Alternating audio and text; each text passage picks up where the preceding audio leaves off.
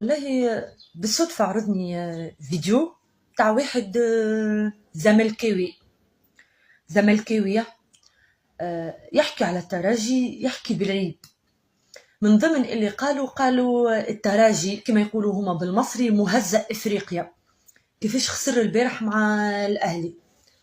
صحيح خسرنا، عادي، الكرة مكسب وخسارة كما يقولوا، أما على الأقل نحن في أسوأ حالاتنا ما انسحبناش ولعبنا. صحيح عندنا مدرب فاشل، مدرب سمسار،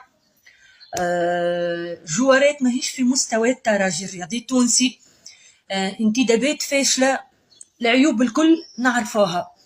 اما نحنا سامحني ما انسحبناش كيما عملتوا انتم، انسحبتوا من السوبر الافريقي ضد الاهلي خوف من الاهلي، اوكي، وتسببتوا كومو كوا ازمات ماليه وكالريق البارد اللي تعملوا فيه هذاك.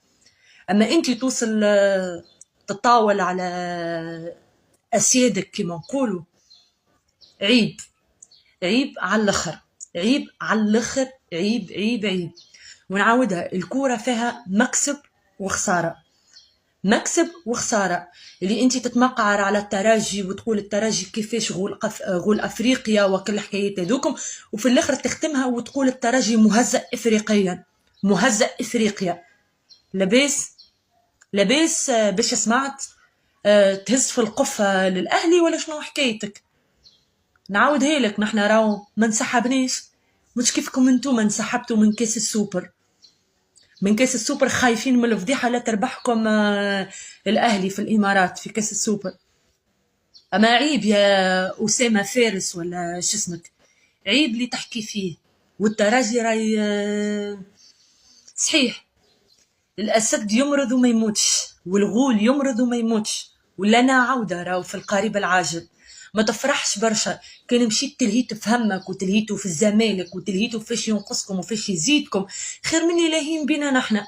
والله نقعد ونتفكر، والله يطلع كلام سليم شيبوب صحيح كي قال وجعلنا من هزيمة التراجي حدثا وطنيا، العالم يحكي عليه من تونس للافريق ونحن ماشيين. يا خويا تقعد الترجي دولة، والترجي غول افريقيا رغم الداء والاعداء. ونعاود نذكرك يا اسامه فارس، نحن رانا ما هربناش وما انسحبناش كيما عملتوا نتوما، هربتوا وانسحبتوا من السوبر الافريقي، اوكي. والترجي دولة يا اسامه فارس يلي انت مهزأ افريقيا، اوكي. والسلام عليكم.